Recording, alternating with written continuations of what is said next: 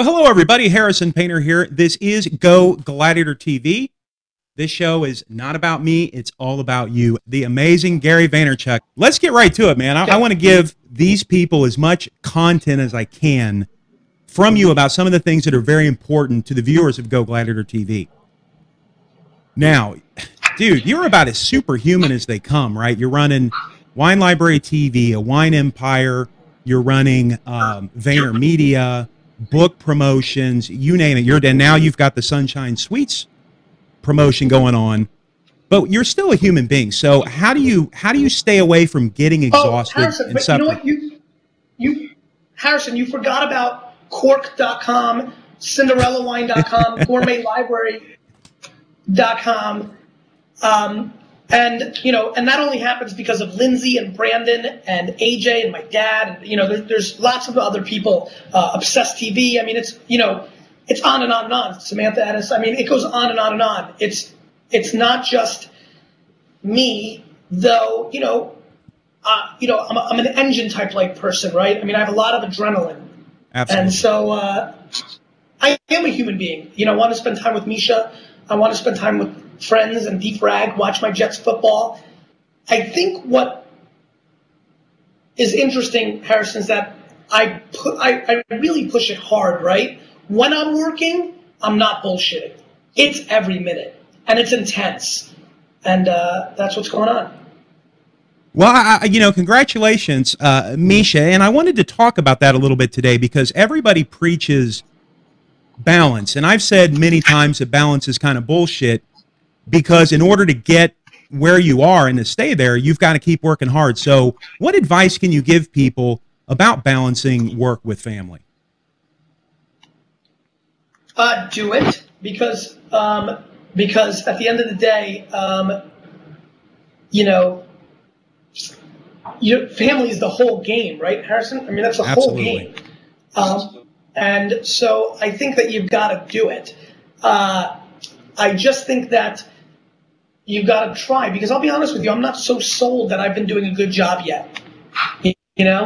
I'm a little bit worried about it. The timing was pretty bad for me with the book and 4 new businesses that I'm launching. So I really need to learn myself about that balance. I'm doing a better job lately, but now I'm going on a 1-month tour, so I think it's hard,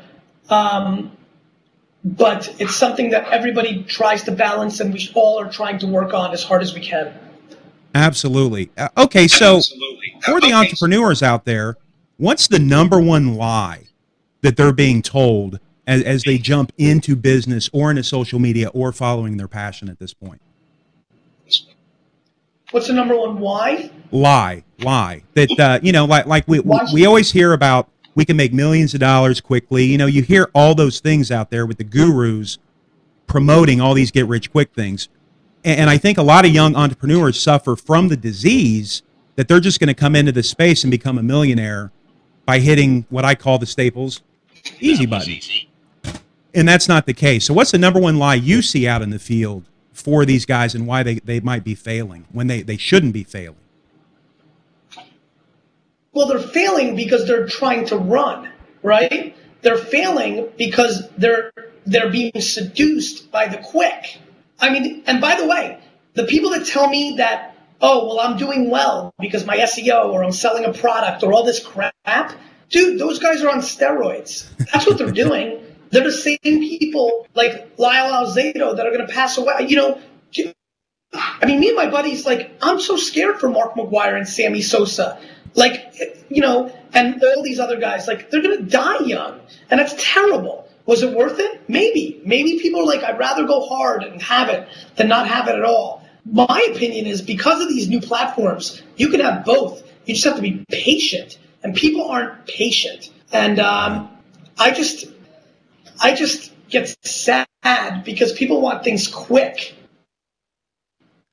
That's not how it is. You don't make millions of dollars quick, and that's the way it is.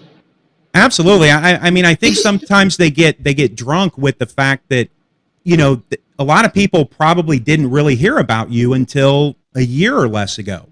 But yet you have been busting it and crushing it, as you put it, for much longer. than the past year. Yeah, I mean, I've been working and hustling since I was 14, right? And I just get mad because people go to these internet conferences and see these dudes with fake tans and hot chicks and fast cars, and they think that's the life they want, but they don't. Those people are empty. It's an empty world. What's a real world is people caring about you genuinely, not for your bank account. And I don't know. I just don't get it. I just have not been able to wrap my head around, because I've lived it. My family was poor. I couldn't get the things I wanted. We were happy. I don't need a fucking 50-inch screen TV. That doesn't make me happy. I just wish people understood that doing the right thing leads to love, and love is like the juice, right? It's like, absolutely. And then more importantly, Harrison, is look what you and I are doing right now. The world's always changing. You think we could explain this to somebody 5 years ago or 10 years ago? What's going to happen is there's going to be this thing, a computer, a laptop. A laptop? Yeah, that big-ass thing on your desk now? Well, I don't have a computer. You're right. You're like everybody else. But the people that can afford a $5,000 big-ass box on their desk, well, that, is going to be smaller. You're going to move around with it. There's going to be video cameras attached to it. We're going to communicate. It's not going to cost anything to make a call. What do you mean it's not going to cost anything? I mean it's not going to cost anything. And we're going to engage, and you can sell things through this that does way more business than what. Oh, I think I just lost you, Gary. Wait. I'm here. Do you hear okay, me? There you go. There you go. You're back.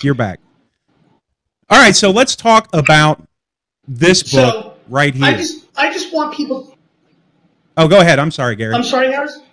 Go ahead. Finish up. You take over. Go ahead. All right, so let's go back to and talk about the book Crush It, because that's been kind of priority number one over the last few months, at least in the public sector here, in the social media sector. Now, you've said on multiple occasions you're not a big reader, so I would assume you're probably not a big writer either. You're like me. You're a video guy. So what possessed you to write the book, and why now? Couple things. One, I thought that it was interesting, but, I don't know if you heard about this, Harrison, but people still read books. So even though I'm calling for the demise of things like that, people still read. And so it's important for people to understand that. And I want to reach an audience. I want people to hear what I have to say, because I know I'm lucky, and I know I've been successful, and I know I'm a role model. And I want people to start realizing I want to make hard work sexy. Justin's bringing sexy back. I'm bringing I'm bringing hustle and hard work back. Hustle hasn't been good since Pete Rose back in the day. Absolutely. And so I just want good virtue, like care about people, customer service, and work really hard. And all these things that always worked, what this country was built on, what all the immigrants from Ireland and Italy and Russia and Poland, Mexico have come to this country and done. They worked their faces off. That's why they have things. And I just want that to come back on top of it with a little bit of like a new world spin, because I see stuff. I'm like that kid. I see dead people. I taste trends. And if I can put that stuff together for people, I think it could be quite interesting. Absolutely. I mean, I'm looking forward to the book. I think it's going to change a lot of lives, motivate a lot of people, and get them off their butt, off the couch, away from that 50-inch television screen, and start putting out what they love and desire, because too many people are friggin' miserable right now. And it's a shame. Harrison, it's a damn shame. Harrison, you know me. I mean, listen, you called me out for some of the dung I was putting out there, right? You called me out and said, because I'm an aggressive salesperson, right? I'm not scared. I know who I am, and I know that I can be me, and if I have to be selly, that's okay. You were one of the people that tweeted out, is Gary Vaynerchuk, wait a minute, am I getting seduced here? It seems awfully selly. I got so excited about the book, I want everybody to read it, but I know that I'm man enough to overcome that feeling from you, because I reached out to you, and look, here we are 1 month later doing this interview. You know what I mean? Absolutely. The truth always wins. I'm not scared to be selly, because I am a salesperson, but that doesn't take away the fact that I'm selling good shit. I'm telling you right now, for $14, my book is the best damn thing anybody can buy.